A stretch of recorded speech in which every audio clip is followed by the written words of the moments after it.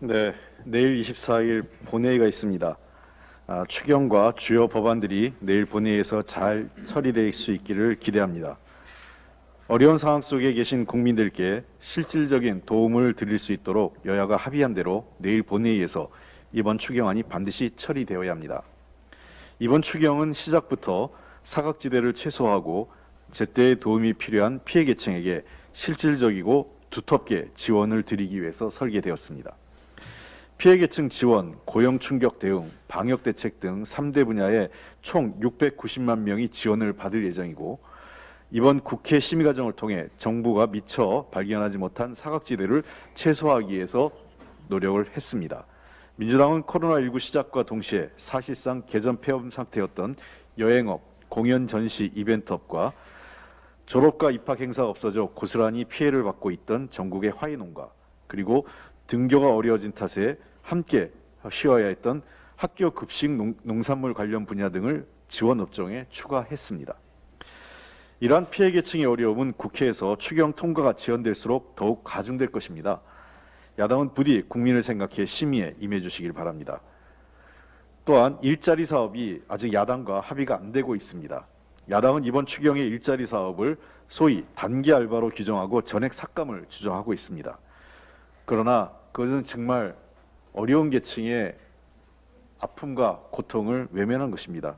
코로나19 장기화로 일자리가 사라져 오늘의 위기를 견뎌내고 있는 근로 취약계층에게는 이마저도 매우 필요하고 절실한 사업입니다.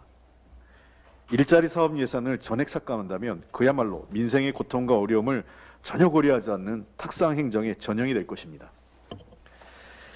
야당은 국민의 삶을 가장 우위에 두고 이번 추경을 통해 빠른 지원이 이루어질 수 있도록 심의와 협의에 임해 주실 것을 부탁드립니다. 또한 이번 본회의에서는 추경뿐만 아니라 여러 가지 중요한 법들이 통과됩니다. 우리 당에서 주장했던 공직자 투기 및 부패 방지 5법 중에서 이미 한국토지주택공사법, 공공주택특별법, 공직자윤리 개정안은 세 가지 법안은 해당 상임위를 거쳐서 지금 법사위에 가 있습니다. 아쉽게도 공직자 이해 충돌 법안과 부동산 거래법이 해당 상임위에 남아 있는데 이 법도 매우 시급하다고 생각을 합니다. 특히 공직자 이해 충돌 법안은 이미 지난 19대 국회에서부터 논의되어 왔던 사안입니다. 이것은 의지의 문제이지 법안 내용에 대한 이해 부족의 문제는 아니라고 생각을 합니다. 이 법을 이번 3월에 반드시 본회의에서 통과시켜서 국민들께서 우리 국회의원을 비롯한 정치인과 공직자 그리고 공공기관에 있는 분들에 대한 신뢰를 높일 수 있는 계기가 되기를 기대합니다. 어제 질병관리청 예방접종전문위원회가 지금까지의 임상성과를 종합적으로 검토해 계획한 일정대로 백신 접종을 지속할 것을 권고했습니다. 이에 따라 오늘부터 요양병원, 시설 등에 입소해 있는 65세 이상 국민에 대한 코로나19 백신 접종이 시작될 예정입니다. 발표 결과에 따르면 아스트라제네카 백신은 통상적인 백신의 반응인 고열, 근육통 등을 넘어선 혈전 생성과의 연관성이 없는 것으로 확인되었습니다.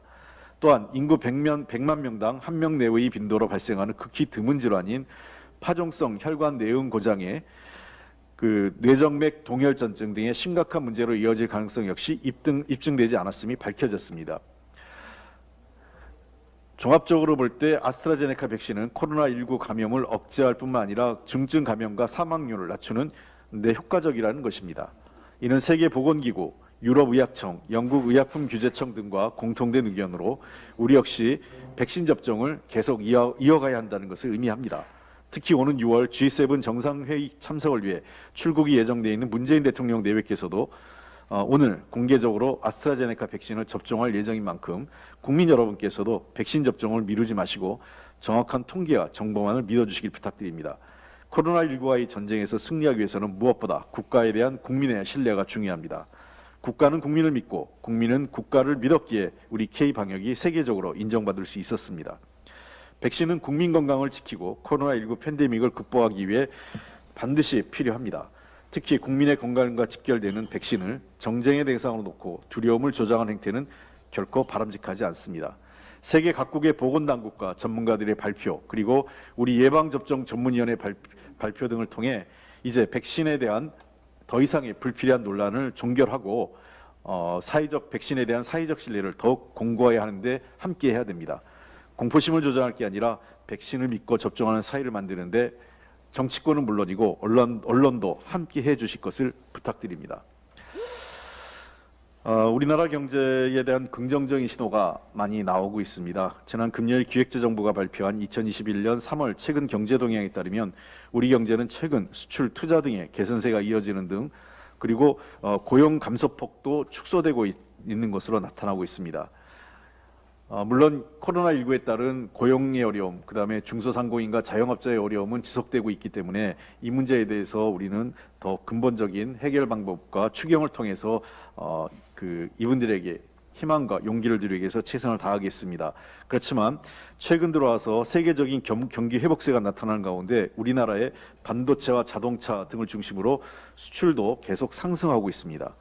조업일수를 고려한 하루 평균 수출액 역시 16.1% 증가하는 등 우리 경제의 중추라고 할 수 있는 수출이 견고한 성장을 거듭하면서 한국 경제에 긍정적인 신호를 보내고 있습니다.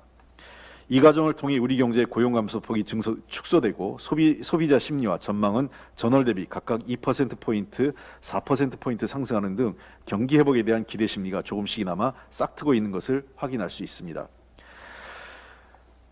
그렇기 때문에 추경이 더 빨리 통과돼야 되고 제때 지급돼야 된다고 생각을 합니다. 한국 경제의 긍정적인 시그널이 나타나고 있는 이 시점에서 정부의 흔들림 없는 정책 추진과 정치권에서 협조, 여야의 하나된 협조로 인해서 한국 경제 회복이 빠르게 모든 국민에게 따뜻하게 퍼져나갈 수 있도록 정치권과 정부가 최선을 노력을 다하도록 이제 함께 해야 될 시기라고 생각을 합니다. 이상입니다.